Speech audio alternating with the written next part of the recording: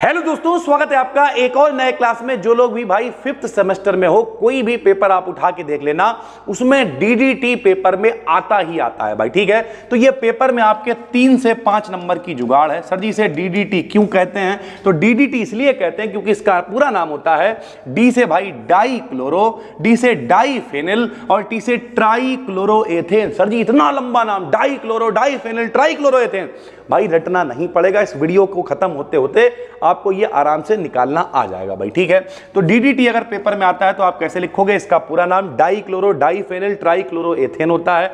यह कलरलेस होता है, यानी कोई खास कलर नहीं होता है। टेस्टलेस होता है, पहली बार टेस्ट करके देखना क्यों है? क्योंकि कीटाणुनाशक होता है, चींटे ईंटे मारने के काम में आता, हम लोग चींटा थोड़ी हैं, तो टेस्टलेस होता है। क्रिस्टलाइन कंपाउंड होता है। क्रिस्टलाइन का मतलब क्रिस्टल की फॉर्म में पाया जाता है। क्रिस्टल समझते हो, जैसे चीनी का क्रिस्टल इस तरीके का होता है, ये तो क्रिस्टल की फॉर्म में ये पाया जाता है। इसका यूज इंसेक्टिसाइड मतलब कीटाणुनाशक के रूप में इस्तेमाल इसे किया जाता है। तो भैया देखो, अगर पेपर में 3 नंबर 5 नंबर में आएगा, सीधे सीधे केवल प्रिपरेशन लिख दोगे तो नंबर मिलने में दिक्कत होगी, क्योंकि कॉपी का पेज थोड़ा बड़ा होता है।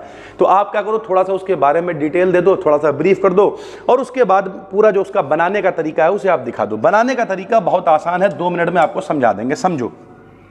सबसे पहले हमने लिखा प्रिपरेशन। कैसे होगी प्रिपरेशन जरा देखिए। हमने लिखा कि क्लोरल की क्लोरोबेंजीन से। समझो भैया क्लोरल क्या होता है, पहले तो ये समझो भैया। ये फार्मूला होता है CH3। फाइनल ईयर में हो तो इतना आपको पता होगा, CH3CHO का मतलब होता है एसीटल्डिहाइड। क्या नाम होता है? एसीटल्डिहाइड। यहां से तीनों H हटा दो, ठीक है, और इनकी जगह पे 3 Cl लगा दो, तो नाम हो जाएगा CCl3CHO। नाम हो जाएगा इसका क्लोरल। क्या नाम हो जाएगा भाई? क्लोरल। तो ये देखिए क्लोरल की किससे? क्लोरोबेंजीन से। सर जी क्लोरोबेंजीन क्या होता है? तो भैया ये देखो, ये क्या है? ये बेंजीन होता है। बेंजीन के ऊपर Cl लगा दोगे तो इसका नाम क्या हो जाएगा? क्लोरोबेंजीन। तो क्लोरल की क्लोरोबेंजीन से रिएक्शन कॉन्क H2SO4 यानी सांद्र सल्फ्यूरिक अम्ल की उपस्थिति में कराने पर क्या बनता है भाई? DDT प्राप्त होता है। बहुत आसान है, रिएक्शन यहां लिखी है उसे लिखा रहने दो, समझो भैया। ये लिख दिया क्लोरल CCl3CHO, एल्डिहाइड में Cl हटा लगा दिए, क्लोरल बन गया। इसकी रिएक्शन किससे कराओगे? क्लोरोबेंजीन। लिटाल दो क्लोरोबेंजीन को। देखो ये बेंजीन है, ये देखो भैया ये बेंजीन है, ये Cl है, तो नाम क्या है? क्लोरोबेंजीन। सबको पता है कि जहां जहां पे जुड़ा होता है वहां वहां पे कार्बन होता है और वहां वहां पे हाइड्रोजन होता है।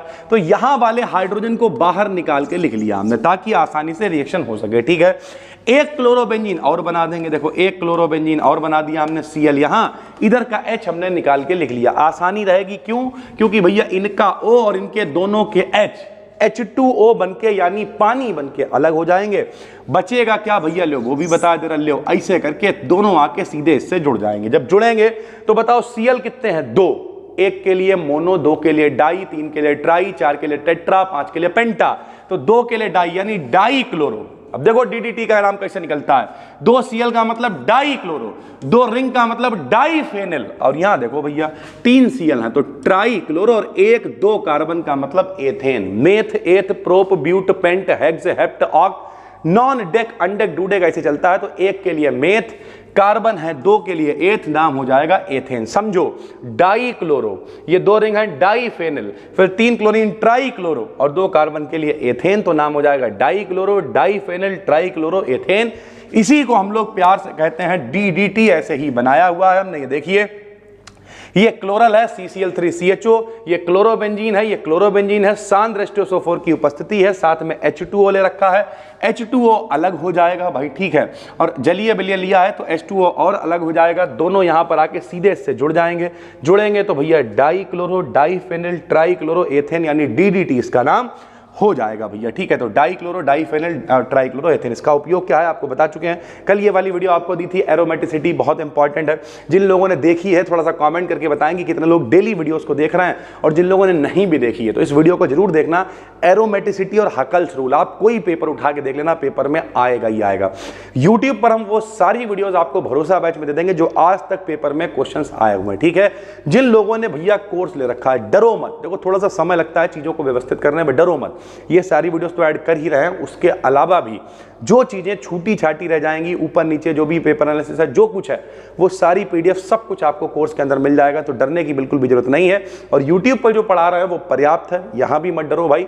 इतना आपको हम पढ़ा देंगे कि आप आराम से जाके पेपर दे आओगे और अच्छे नंबर ला पाओगे भैया। ठीक है, फिर मिलते हैं, तब तक के लिए धन्यवाद, थैंक यू।